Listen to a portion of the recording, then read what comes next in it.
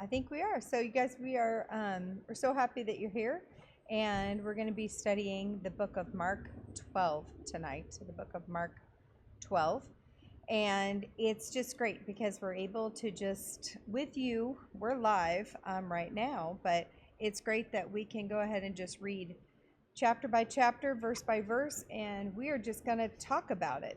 We're going to talk about it, and if you're on our chat portal, then which is just a website too, you can ask questions, and it's just great. So we're really happy that you're here, and we're happy that we can study Mark chapter 12 together tonight.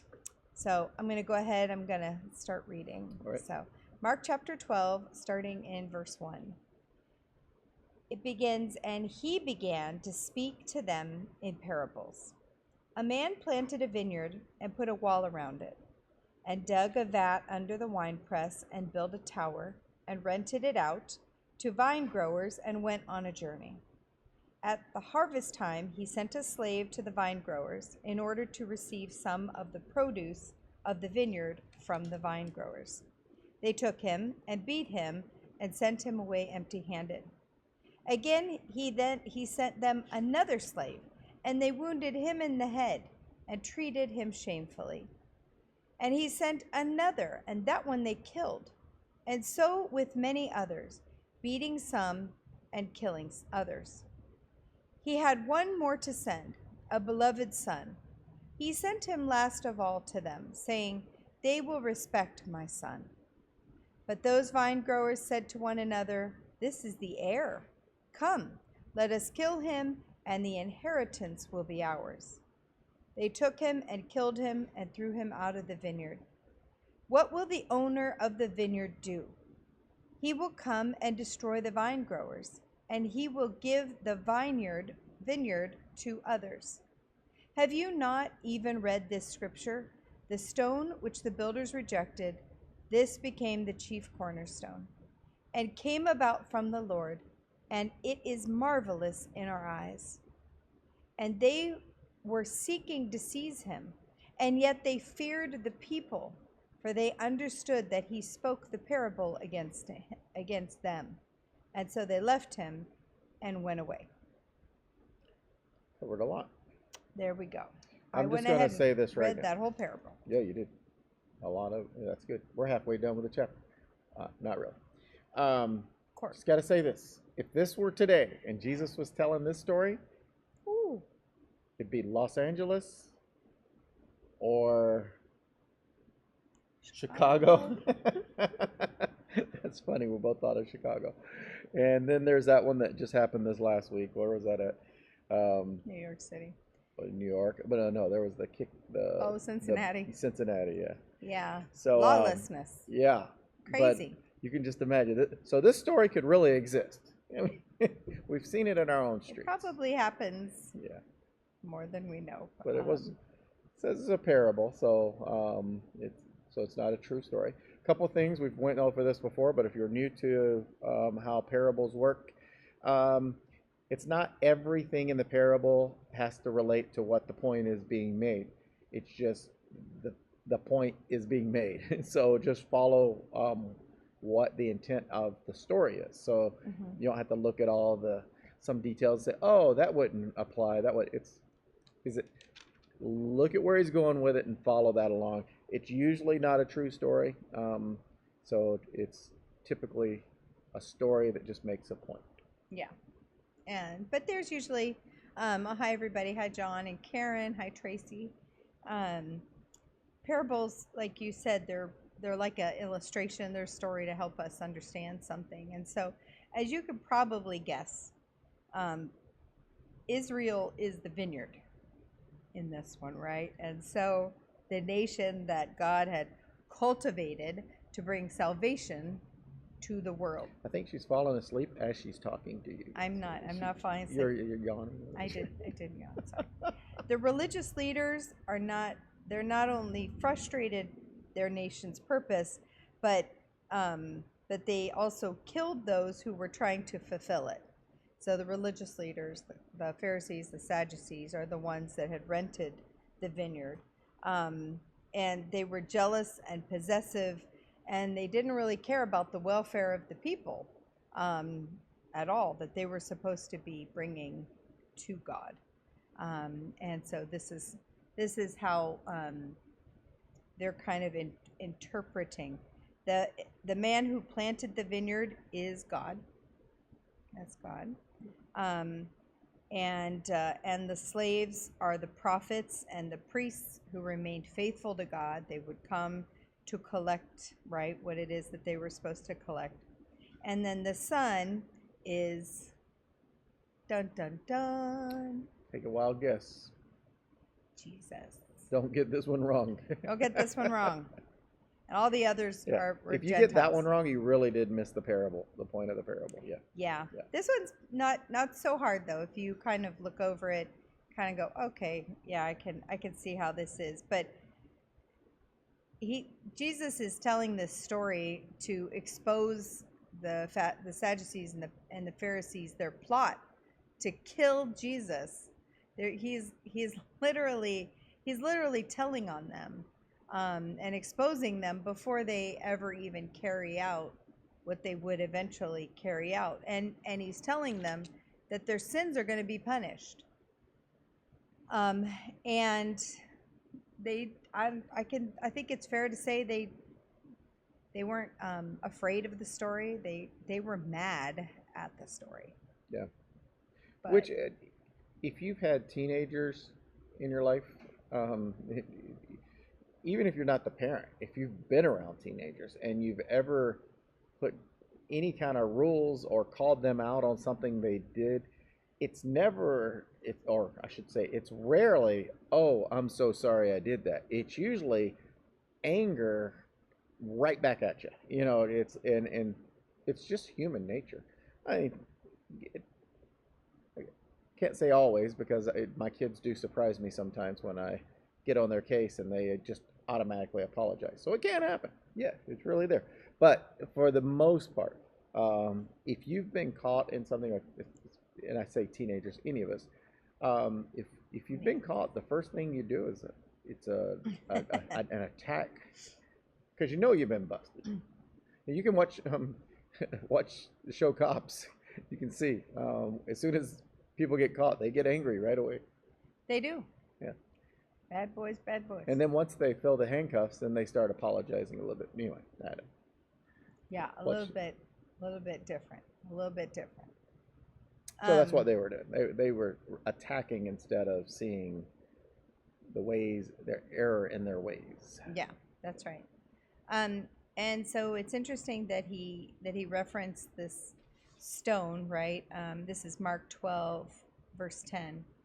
And he's talking about, have you not read the scripture, right? Psalms 118, that the stone which the builders rejected became the chief cornerstone. And of course, Jesus is talking about himself here. And he's talking about how he is literally going to be that first block to lay the foundation for a whole new kingdom. And I don't know that they necessarily got that, but no matter, they were already mad after the story, and so they probably didn't. They didn't even register the whole stone thing. I think Mark put the main thing in there in 12. He says they understood that he spoke the parable against them, so they got the point. They got the point. They saw the point, and they knew it was pointed at them. So yeah, it no matter if they got the whole stone thing about them, referring back to him, the entire story that he gave, they understood it. And that's why they got so angry too. There you go. Yeah. So, and then they left. It says they left him and they went away. They were afraid of the people, right? Yeah. They're afraid of the people. So they're like, oh, we can't do anything right now. We're afraid of the people, that they would rise up against us. And like Karen said, they were too afraid of losing their prestige and power over the people. Absolutely. Because Jesus was amazing, very, very wise. And so everybody who had come into contact with him was just astounded at how he was. And so It's like, why would the Pharisees and the Sadducees want to kill him? Like, why would that be? So, yeah. So, and the people would put that together. So there you go. Ready? We're next. Okay. So we are still in Mark 12, and we're moving on to the next trap. And we're in 13. 12:13, I'm going to read down to 17. And so Mark 12:13 says, Then they sent some of the Pharisees and Herodians to him in order to trap him in a statement. They came and said to him, Teacher, we know that you are truthful and defer to no one. For you are not partial to any, but teach the way of God in truth. Is it lawful to pay a poll tax to Caesar or not? Shall we pay or shall we not pay? But he, knowing their hypocrisy, said to them, Why are you testing me? Bring me a denarius to look at. They brought him one, and he said to them, Whose likeness and inscription is this? And they said to him, Caesar's. And Jesus said to them, Render to Caesar the things that are Caesar's, and to God the things that are God's. And they were amazed at him. I just love that. The Herodians, I think I have a little, they thought that they had the perfect question to trap him. If he had answered yes, he'd be in trouble, right? If he had answered yes, pay the tax, then the Jewish people wouldn't like that. The Jewish people did not like the taxes that the Romans put on. The Jewish people knew where they went. They went to fund the pagan temples, which they were not interested in funding. They went to fund the Romans' extravagant lifestyle, especially the leaders. And so they didn't want to pay that. I'm sure it chapped their hide to have to pay that. So if he said yes, Jewish people wouldn't like that. If he said no, don't pay that tax, then the Romans could get him for being an insurrectionist or for being a mutiny, right? Rebellion. Mutinies on a ship. Rebellion. And so they thought, we have him here because he's going to answer one or the other way, and we'll have him between a rock and a hard place. Well done. Covered. Yep. Oh, well, but then he says, She wanted me to add more to that. I did. I thought he was going to add more. No, I thought it was done. So I just think it's interesting that he said, go get me a coin. Like, that kind of insinuates to me that he didn't have one. He didn't have one in his pocket. So just a great reminder that Jesus really was homeless. He only had the things on his back. As they're following these leaders, these Herodians, the Pharisees, the Sadducees, who were always decked out, who lived in the most luxurious places, and here's Jesus. It's a little hard to hate on him because he didn't take things from them. He didn't, he was just a servant. He was just a teacher, and he was poor. And so anyway, but then yes, on the coin was Caesar. So I would just say that we shouldn't overlook this because it's there. And sometimes we get so caught up in, those Pharisees and those people, the Herodians. But we're also in there because it says, render to Caesar the things that are Caesar's. And then that next part, and to God the things that are God's. And I don't know that we really think about that. He's literally in there saying, give to God what is God's. And that's tithing. Mm-hmm. That's our life. That's our children. That's our business. Give to God what is his. And he literally, Caesar had such a small thing in comparison to what God has. God has everything. And so if Caesar wants to claim these little coins, God has a street of gold. I mean, it's small in comparison. But there are the things in our own lives. If you are a Christian, then you are a child of God, and you're to give your life to Him, and that's what makes us work. That's what makes us grow closer to Him. So I think we shouldn't miss that. It's kind of hidden in the details because it is talking about Caesar and making that point, but it's also give what is God's, and too many Christians leave that out. I have too many people in ministry over the years. If they see a poor person on the street or know of if somebody is struggling, they will give them money right away. But the commandment of God is, throughout the Scripture, is the tithing and the first fruits, and it's not that it's bad to go give to anyone that needs it, but we're supposed to give to God first. And so our heart, sometimes we're strayed away and thinking we're doing good, and we are, but there's something better and more obedient, and that is first give to God, then go help the people that are in need. It's true. That's a good point. I'm glad you brought that up, Paul. You're just glad I said something because I was quiet the first time. I was also glad. I really thought you covered it well. I really like that. I really like that. I'm glad you said that. All right. Well, let's go on then, because they've got more traps to set here, these religious rulers. And so, but isn't it great that at the end of 17 it says they were amazed by him. They're not giving up, but they were amazed by him. So let's go ahead and read Mark 12. Let's read 18 all the way down to 27. And we'll read this whole section here about them trying to ask him more questions. Some silly questions. So let's read this. Mark 12:18 begins, "Some Sadducees, who say that there is no resurrection, came to Jesus and began questioning him, saying, 'Teacher, Moses wrote for us that if a man's brother dies and leaves behind a wife and leaves no child, his brother should marry the wife and raise up children to his brother. There were 7 brothers, and the first took a wife and died, leaving no children. The second one married her and died, leaving behind no children.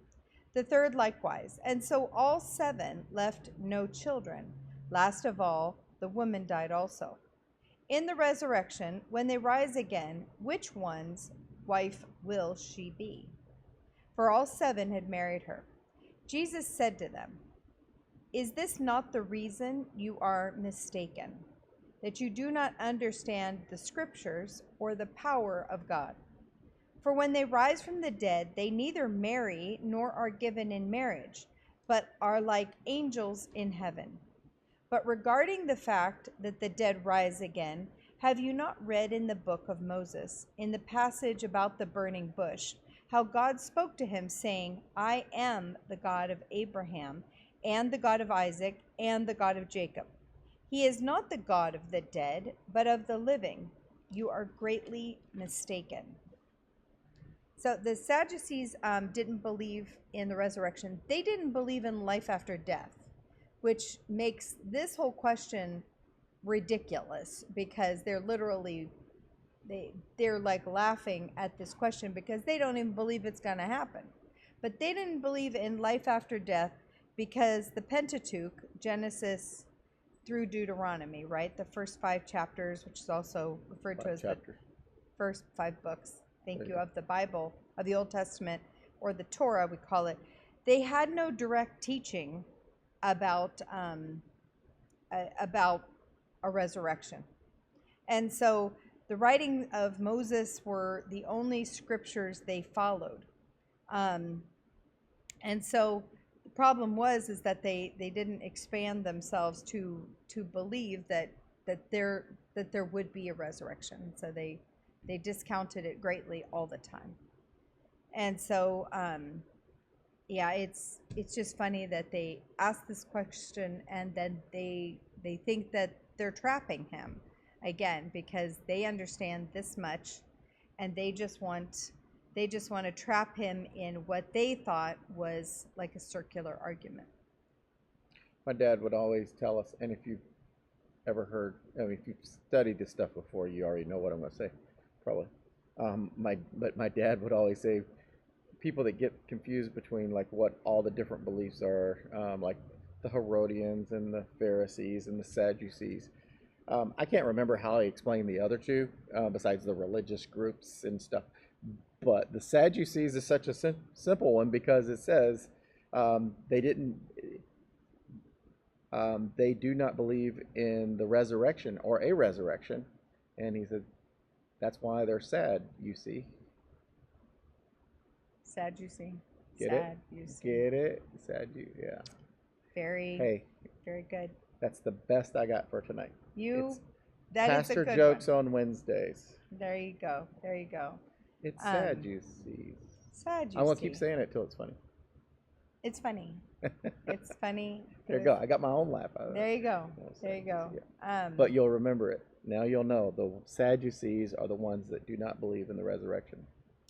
and so he, oh, there you go. Karen's laughing. Thanks, Karen. Thanks. It's awesome. But it's great because he didn't necessarily sidestep the question. He answered the question with like, you guys don't understand. You don't understand the power of God. You don't understand the scriptures. And he's like, because when you die and when you raise from the dead, he says, we don't need marriage anymore. You're not populating anymore. And so, he does say that we're like the angels in heaven. We are not angels. Don't get twisted, right? We don't become angels. Angels are created beings that are literally created for something different than we were created for. And so, but he said you are like the angels in heaven, meaning like you get to hang out face to face with God. You get to be in his space at that point. And so that's not for populating the earth. Although it's kind of interesting, I was listening to a commentator and he said he told Adam to be fruitful and multiply because they were the only ones. Then he told Noah the same thing because then there was just a couple of them.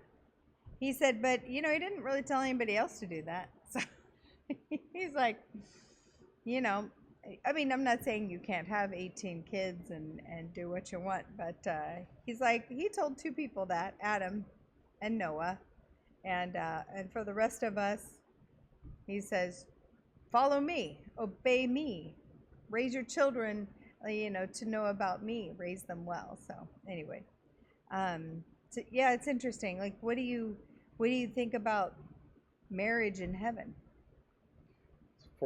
First of all, we're married, by the way. Yeah, so imagine that.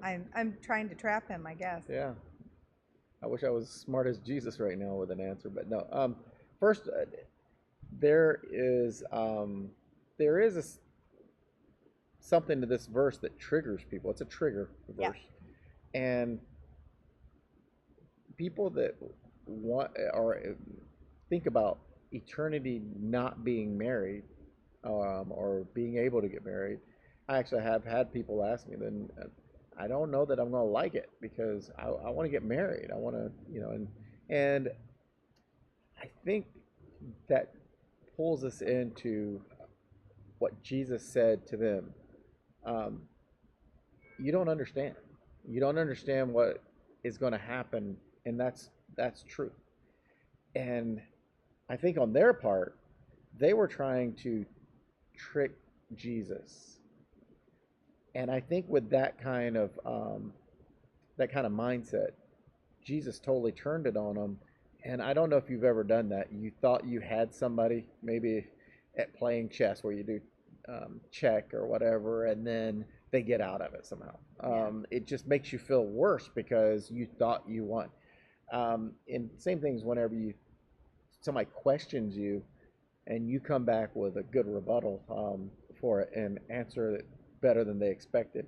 So Jesus did that, and it kind of shut them down in a sense of they really worked on that. This was well designed, should have put them in checkmate, and didn't happen. And so in that aspect, Jesus isn't answering on the way of a person that is coming there with a repentant heart or with questions, really seeking answers to grow and mature in the faith. So if you go as a believer and you say, I don't understand what's going to happen in heaven, like the marriage situation or the relationships and all of that, because it's a trigger. If you think you're going to be lonely for the rest of your life, no, you're not. They're so much better, but you need to have that conversation with God if that's one of the things that worries you, because it does say it's not gonna be the same as here. That's not how it's gonna happen. But it does say we'll know each other. It does say that we'll be given roles and things to do, positions to go and do. It's gonna be great, but we don't understand that greatness because we're so limited on our knowledge. We're so limited in this world that we're in that we're not experiencing what Jesus knows is going to take place that we don't know. So, and I'll just throw this out there. Jesus is saying heaven here. Maybe on the new earth we can. No, because it's going to be heaven and the new earth and the new Jerusalem. So who knows what's going to happen? But I wouldn't worry too much on that one. But I do like the way he called them out. And just, that's got to be shameful. You just got to feel, especially in front of others. They had to have been embarrassed because, like Paul said, they were trying to trap him. And then by using Isaac and Jacob and Abraham, he's calling them out on the people that they refer to, obviously, and they've obviously wait. God is the God of these living ones. Yeah, so it's neat. That's it. Yeah. All right, let's go to the next one. They have more questions. This is quite the chapter with all of these. They refuse to lose, man. They refuse to lose. And they're not giving up. They're not giving up. God bless them. So Mark chapter 12, we're going to read 28 to 34. 28 to 34 in Mark chapter 12. Mark 12:28 begins, one of the scribes came and heard them arguing, and recognizing that he had answered them well, asked him, what commandment is the foremost of all? Jesus answered, the foremost is, hear, O Israel, the Lord our God is one Lord. And you shall love the Lord your God with all your heart, and with all your soul, and with all your mind, and with all your strength. The second is this, you shall love your neighbor as yourself. There is no other commandment greater than these. The scribe said to him, right, teacher, you have truly stated that he is one, and there was no one else besides him, and to love him with all the heart, and with all the understanding, and with all the strength, and to love one's neighbor as himself is much more than all burnt offerings and sacrifices. When Jesus saw that he had answered intelligently, he said to him, you are not far from the kingdom of God. After that, no one would venture to ask him any more questions. There we go. At this point. You stop on a good note, man. That's the best that anybody's got a response. I know, he's it's like thank you, Lord. Yeah. Thank you, Lord. So not far from the kingdom of God, I'll stay with that. I'll count that as a win. There you go. Yeah. There was one historian that counted 613 laws that the religious leaders had tied together. By this point, they had accumulated hundreds of laws, and some of them tried to distinguish between like major laws and minor laws, but then some people said all the laws are the same. They're all important.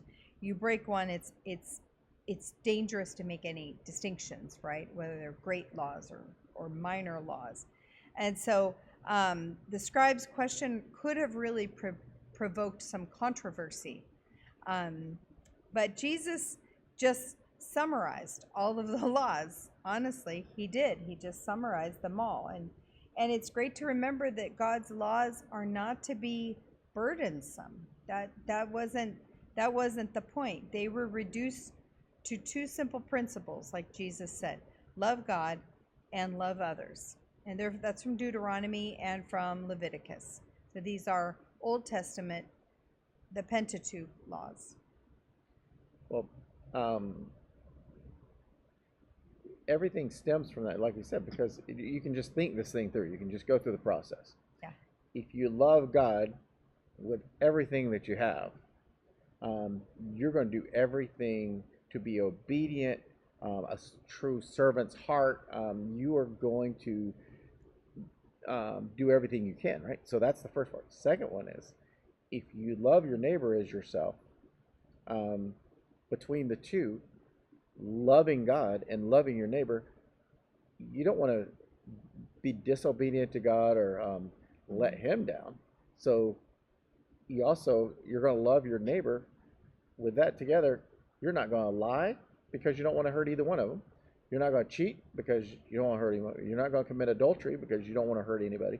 Your love for them and love for God and love for your neighbors, there would be no murder. There would be no cheating on the spouses and lying and deceiving, and that all is covered within those two verses because it all stems from there.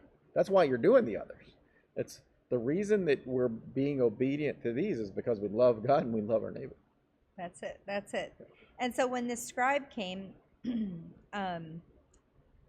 it seems like Jesus saw that he got it, right? That true obedience actually comes from the heart. And the Old Testament, it all those commands, they all led to Christ. And we know that now. They led to Jesus Christ, the ribbon going all throughout the Bible, the story of the Son. And so the next step was to take faith in Jesus Christ himself. And so that's what he is saying, like, and believe me, that a lot of times is the most difficult step to take, right? To believe in Jesus and to obey him and to lay your life down before him and say, not my will, but yours. But it's great because Jesus saw this in him, that he was intelligently understanding and regurgitating what Jesus had told him. So he was not very popular after that, but he did a good job. Yeah. I would just, even within, let's say that you're within a group of people. I'll give you a better example. This happened yesterday. I was talking to a guy that was upset because of the conversation we were having. He was not upset with me, and he had a friend that was in another car. He was playing his guitar, but he yelled to him to come out. And because he knew I was a Christian, he picked up a cross and he started flipping it off and flipping me off, and the guy with the guitar, he just called the guy out to come play the guitar. The guy didn't know what was going on, and the guy's playing the guitar, having a great time, and then he saw what he was doing. He's like, wait, hold on, wait, stop, hold on. And he goes, what are you doing? I mean, I didn't even have to say anything. The guy just stopped. Well, even though they're friends and they're together and maybe they hung out together, when he saw that there was something not right, he got back in his car and he goes, no, and got in his car and he actually drove off. That's kind of here. There's these things going on. They're questioning Jesus. They're doing all of this. And then all of a sudden the scribe is like asking an intelligent kind of question, but maybe still trying to trick him, but then realizing at the same time, really need to know the answer to this. And so just because we're in a place that we think, okay, hey, we belong to this political party or this religious group or whatever, there's a time where you have to make choices for yourself. And maybe, I'm not saying what this person did, but at least it was enough that Jesus didn't attack him with an answer, but actually kind of lifted him up. Said, you're almost there. You're on the right path. I mean, it's that kind of an answer. And I think without anything, we just have to make a decision not to follow the crowd. Follow our heart leading us to Jesus. And sometimes that means stepping away from the group of people who just a second ago we supported. Yeah. Be obedient. There we go. All right, well, let's keep going on and more about the religious leaders here. So I'm going to read Mark 12, verses 38. Let's see. Why don't I just go ahead and read the whole thing? Yeah. Does that sound good? Yeah. All right, so Mark 12:38 to the end. Mark 12:38 begins, in his teaching he was saying, beware of the scribes who like to walk around in long robes and like respectful greetings in the marketplaces, and chief seats in the synagogues, and places of honor at banquets, who devour widows' houses, and for appearance's sake offer long prayers. These will receive greater condemnation. And he sat down opposite the treasury and began observing how the people were putting money into the treasury. And many rich people were putting in large sums. A poor widow came and put in 2 small copper coins, which amount to a cent. Calling his disciples to him, he said to them, truly I say to you, this poor widow put in more than all the contributors to the treasury. For they put in out of their surplus, but she, out of her poverty, she put in all she owned, all she had to live on. All right, well, I guess maybe you know, again, some of these. Even today, we have religious leaders who have impure motives.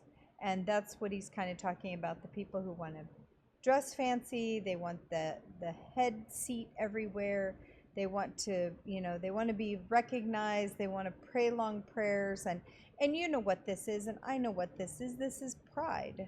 This is the ugly, ugly sin of pride. And so it definitely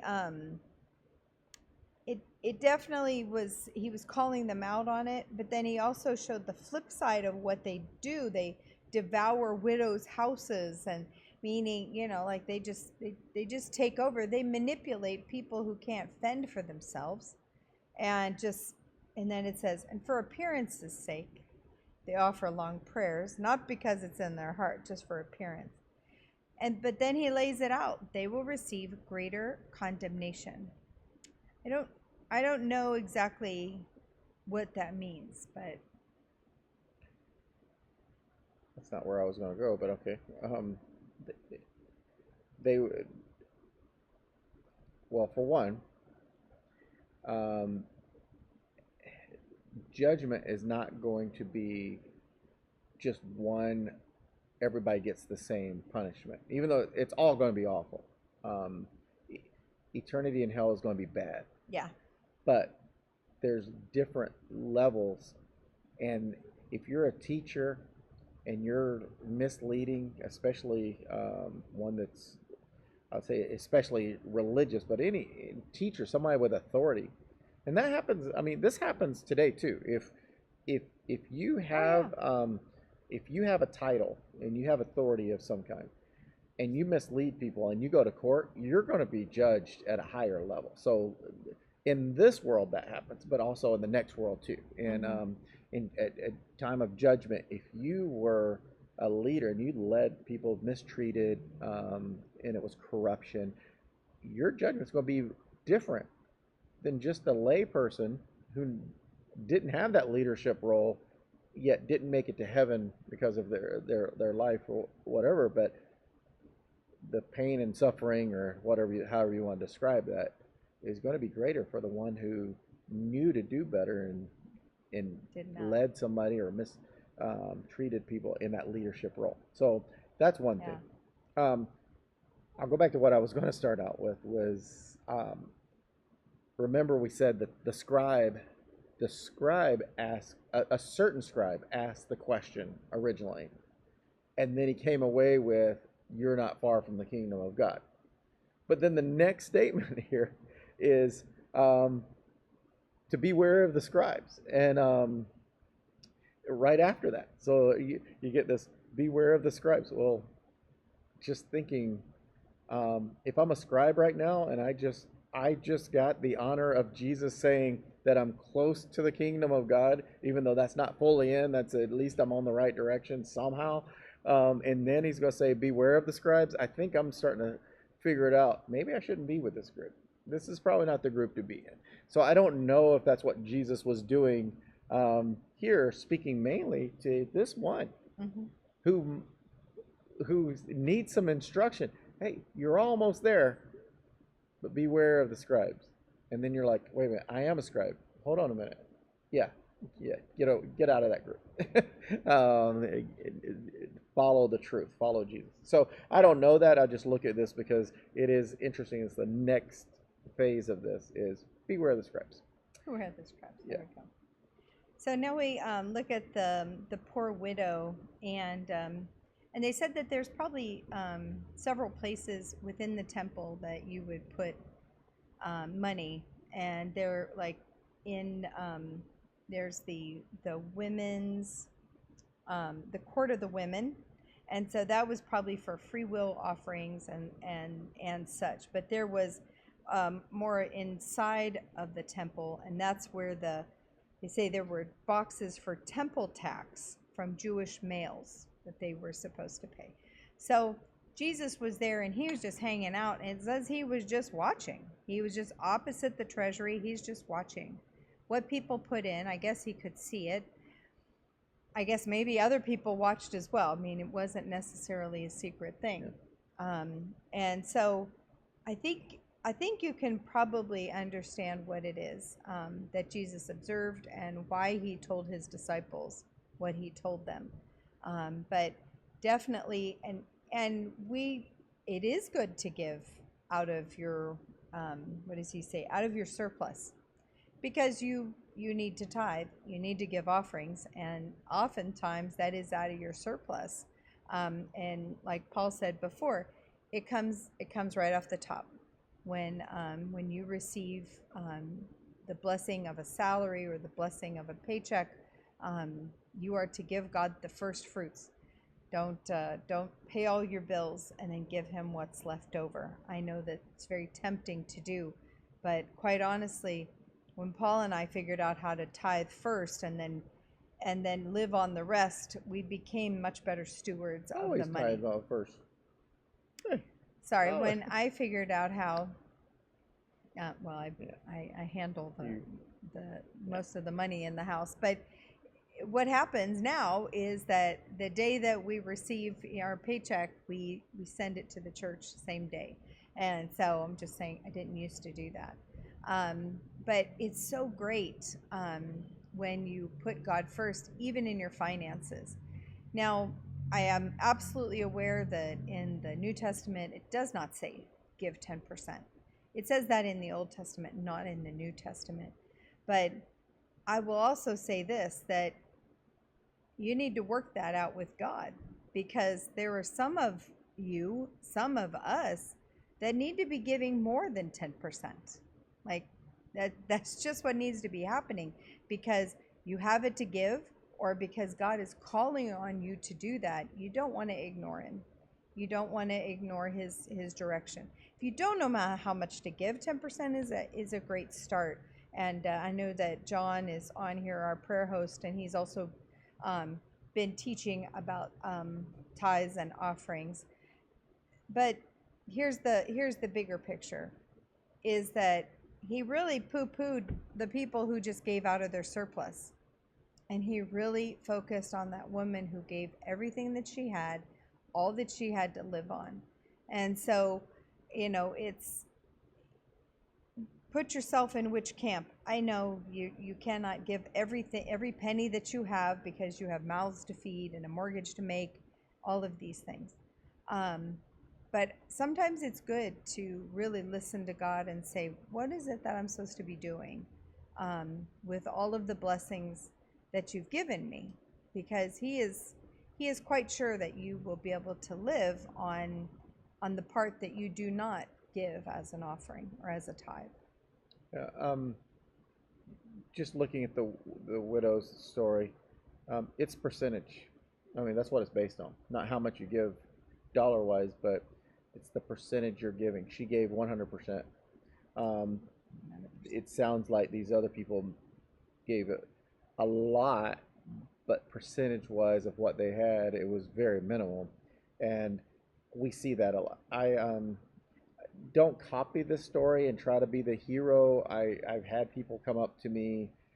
Um, I've told the story before, and it drives me crazy. I mean, it's just one of those things. Did you totally miss the story? Um, One particular time, a person came up to me and goes, "Did you see? I gave all my change. That's all I had, and I gave it all." And when the plate went, I go, "No, I didn't see it, but I did see on Facebook where yesterday you went to Knott's Berry Farm, and I also saw where you went because I knew these people. You went and you bought these super large drinks, and I mean, all that they spent all their money. Jesus was last. That's what I'm getting at. Jesus was not first. They didn't give their first and gave everything. They gave the last after they went out and had a good time at Knott's Berry Farm, went to all the things they did, and then also the splurging on snacks and sodas and stuff like that. That's not the moral of the story. This is all this lady had, and she gave it. And the other people, the people that are giving chunks of money, yeah, that they had extra and they were just giving it. So don't miss the point of the story. The point is this person was giving to God everything, and God sees that. Jesus sees that, and that's what I think. One pastor told us in class one time, I don't like to know what the people are giving. That way, I never know. And I'm not like that. I'd like to know. I want to know who the tithers are, because if people are going to come up to us and tell us how to run a church because everybody has their opinion and they don't tithe, it's like, wait a minute. First, you need to get in place and get your life where you trust God with everything that you have before you come and tell us how to run God's church. Because we've given and given and given and given to where God's taken us to this place that we are now. And if you want to know more about that, just read our book. I mean, it's about our journey where we did. And I remember before Tina came along in my life and I was single and I could do this, I've been raised in a Christian home all my life, but I needed to trust God on my own. And one day I made that choice. Mm-hmm. And I quit my job, and I'm not saying to do this. This was me. This is my plan. I had a vision for doing something different with my life financially, but I wanted to make sure God was in it. And the money that I had at that moment from leaving that job, I took it all and I sent it to my dad's church in Alabama. And I said, God, we're going to start with nothing, and I'm just going to trust you. And I'm telling you, do not do this. This is not a recommendation for anybody. Don't do this because I'm saying it. This was me. I wanted to build such a trust in God that I'm not trusting money. I'm not trusting that. I knew I was going to make it. I knew that God was going to get me through it. And it was giving God everything and saying, let's start from here. This woman wasn't doing that. She was giving everything for a different reason. Whatever that reason was, that's why she was giving. So give what God puts on your heart. But the Bible does say in the New Testament, even though it doesn't say 10%, it says give based on what you've been blessed. Mm-hmm. And like Tina was saying, that's much more than 10%. Sometimes it is. It's like it's these people sitting with one person said, I have more money than God. Well, you better be tithing a lot more then, because if you have that much money, God's really blessed you. You don't have more money than God, yeah. But okay. Yeah, I haven't seen your street of gold yet, but anyway. That's very interesting though, because Paul's sister, Paul's dad was a pastor. And there's 5 kids, and Paul's sister at one point sold her house and was struggling with her relationship with God. And I remember she wrote a small check to her dad's church, and she said, I'm gonna send this check. And then God woke her up in the middle of the night and said, write a big check. And then she wrote a big check, and then I don't know, before she ended up FedExing it, he said, give your dad's church all the proceeds from selling your house. And it wasn't a lot of money. I mean, it's not like hundreds and hundreds of thousands. It was like, I don't know. It wasn't anything like that. she couldn't quite get out from under it. But here's the deal: is that when you sell a house, you figure, oh, that profit is for me alone. And God told her, give it all to your dad's church, which then she FedExed it, and I remember that we were able to pay the property tax. Churches don't pay property tax. We pay like utility taxes and stuff. But for big buildings, that can actually be quite a lot of money. And so it came right on time. We were able to pay the taxes with it. And I'm not sure why she did hers. You guys have, that's quite the family of faith. Yeah. It's two different situations, two different things. Of course, two different people. But the reason I sent it to my dad's church in Alabama, because I was much younger then anyway. Yeah. But I didn't want to send any church money, and the church that I was going to had money. They had lots of people with lots of money, and I wanted to help. I knew my dad's church was a struggling church, but I also knew that they would use it for the right things. Mm-hmm. And I'm not always sure where churches put their money. That's why I love that our church, we tell you where we're putting it. You can see the action behind the money that's coming in. And so anyway, so that's why I chose my dad's church, because I just knew I could trust where it was going. I mean, if I'm going to send the money, I want to make sure it's going to some use and to a church where you know. Anyway, my point was, raise your kids right, because wow, that's pretty awesome. And God has blessed, at least two. God has blessed my sister. God has blessed us. Yes. God has taken care of us. Yes. And it's amazing how you start with that commitment to God, and He, in return, blesses you more than you can imagine. I'm not saying we're rich or nothing. Just blessed us. Just blessed. So blessed. When our kids were given some bad diagnosis from the doctors or the dentist, God always came through and did miraculous things. And even in Tina's life, Tina's had miraculous healings from cancer, from being able to have children. I mean, just what can money do in those situations? No, you need miracles, and it's good to have God on our side. So hey, we're rambling now. So I think thanks we did for it. listening. Thanks for joining us for Mark chapter 12. It was a good chapter. I like that. It's a good chapter. It's good to hear Jesus do a little combat stuff. He is smarter than they are. Of course, he's God. But so next Wednesday you're going to see us in Mark chapter